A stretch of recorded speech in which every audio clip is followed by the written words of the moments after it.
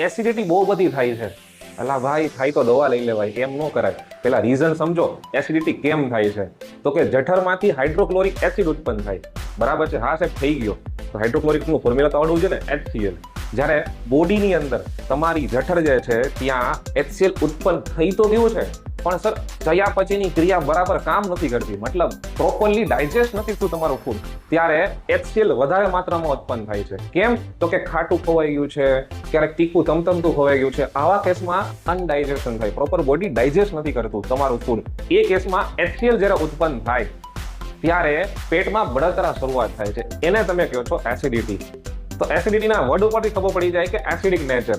એને તમારે તટસ્થ કરવો હોય તો તમારે શું નાખવું પડે? બેઝ. અને એ બેઝ એટલે શું? તો કે મિલ્ક ઓફ મેગ્નેશિયા. શું છે સાહેબ milk of magnesia? MgOH twice. ત્યારબાદ NaHCO3 એટલે કે ખાવાનો સોડા. એ શું કામ કરે? એસિડની અગેન્સ્ટમાં કામ કરે, એટલે એને કહેવાય છે એન્ટાસિડ. બરાબર છે?